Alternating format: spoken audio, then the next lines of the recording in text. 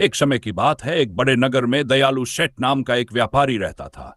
लोग उसे दयालु नहीं बल्कि कंजूस सेठ कहकर बुलाते थे। उसके पास धन दौलत की कोई कमी नहीं थी, लेकिन खर्च करने का नाम सुनते ही उसकी आत्मा कांप जाती थी। उसकी पत्नी सेठानी भी उसके जैसे ही सोचती थी। दोनों दिन रात पैसे जोड़ते बचाते और हर छोटी से छोटी चीज पर भी मोल भाव करते थे। लेकिन एक बात जो उन्हें बाकी कंजूसों से अलग बनाती थी, वो थी उनकी गहरी शिव भक्ति।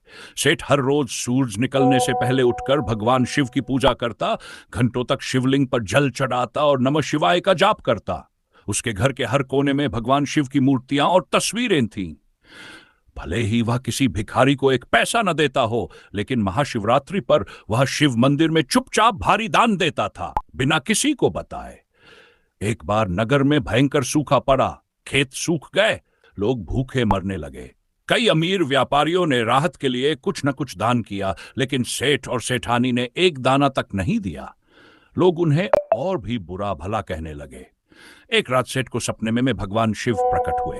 उन्होंने कहा, सेठ, तू मेरी पूजा में तो तल्लीन है, परंतु तूने मेरी सच्ची भक्ति का अर्थ नहीं समझा। भक्ति केवल माला जप और जल चढ़ाने में नहीं, बल्कि पीड़ित की सेवा में है। जो भूखे को भोजन कराए, वह मुझे सबसे प्रिय होता है। सुबह उठते ही सेठ की आंखों में आंसू थे। पहली बार उसकी आत्मा सच में द्रवित हुई। उसने सेठानी से कहा, आज मैं अपने धन का सही उपयोग करूंगा। भगवान शिव ने मुझे राह दिखा दी है।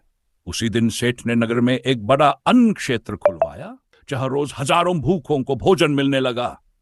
उसने अपने सभी गुप्त खजाने जन कल्याण में लगा दिए। लोग चकित रह गए कि यह वही कंजूस सेठ है जो कभी एक रोटी भी दान नहीं देता था। अब वह लोगों की सेवा में ही भगवान की सेवा मान चुका था। धीरे धीरे नगर में सुख शांति लौट आई। सेठ और सेठानी अब सच्चे अर्थों में शिव भक्त बन चुके थे, सेवा में लीन, विनम्र और करुणा से भरे। सेठ और सेठानी के जीवन में अब एक नया अध्याय शुरू हो चुका था। जो हाथ कभी दूसरों के लिए बंद रहते थे, अब वही हाथ जरूरतमंदों की सेवा में हमेशा खुले रहते। नगर में अब लोग उन्हें दयालु सेठ कहने लगे थे, लेकिन सेठ का मन अभी भी बेचैन था। उसे लगता था कि वह अब भी भगवान शिव की भक्ति के मार्ग पर पूरी तरह नहीं चला है। एक दिन सेठ अपने अन्न क्षेत्र में बैठा था कि एक बूढ़ा साधु वहां आया। उसकी आंखों में तेज था, चाल में थकावट पर मुख पर संतोष की झलक थी। सेठ ने आदरपूर्वक साधु को भोजन कराया और अपने हाथों से पंखा जलने लगा। साधु मुस्कुराया और बोला, सेठ, तेरी भक्ति ने तुझे बहुत ऊंचा बना दिया है, परंतु अभी भी एक परीक्षा बाकी है। भगवान शिव तुझे किसी कठिन राह पर डाल सकते हैं। क्या तू तैयार है? सेठ ने विनम्रता से सिर झुकाया और कहा, मुझे सब कुछ स्वीकार है। मैं अब सब कुछ शिव को अर्पित कर चुका हूं। जीवन हो या संपत्ति, सब उन्हीं का है। कुछ ही दिनों बाद नगर में अचानक महामारी फैल गई।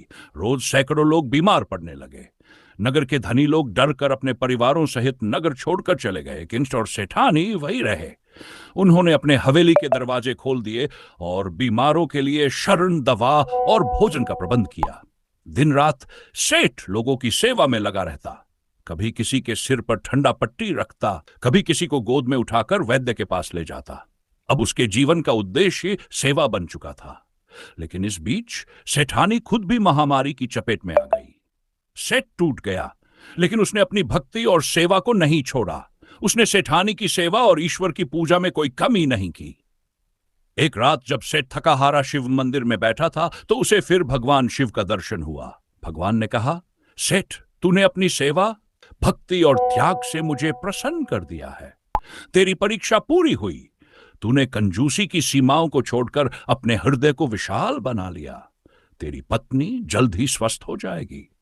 अगली सुबह सेठानी की हालत में चमत्कारी सुधार हुआ। कुछ ही दिनों में वह पूरी तरह ठीक हो गई। नगरवासी सेठ की भक्ति और सेवा भावना के कायल हो गए। उसके अन्न क्षेत्र और सेवा केंद्र आज भी लोगों के लिए खुले थे। समय बीतता गया, लेकिन सेठ और सेठानी का जीवन अब एक मिशन बन चुका था। उन्होंने अपनी सारी संपत्ति एक धर्मार्थ ट्रस्ट को सौंप दी और खुद छोटे से कुटिया में रहने लगे। वहां वे हर रोज गरीबों की सेवा करते, बच्चों को पढ़ाते और भगवान शिव का नाम जपते। सेठ अब किसी को दान देते समय मुस्कुराता और कहता, जब तक भीतर सेवा और समर्पण न हो, तब तक भक्ति अधूरी है। यह कहानी हमें सिखाती है कि असली भक्ति केवल मंदिरों तक सीमित नहीं होती, बल्कि हर भूखे को खाना खिलाना, हर दुखी को सहारा देना और हर प्राणी में भगवान का रूप देखना ही सच्ची शिव भक्ति है। अगर आपको यह प्रेरणादायक कहानी अच्छी लगी हो तो कृपया वीडियो को लाइक करें, चैनल को सब्सक्राइब करें और इस कहानी को ज्यादा से ज्यादा लोगों तक पहुंचाएं।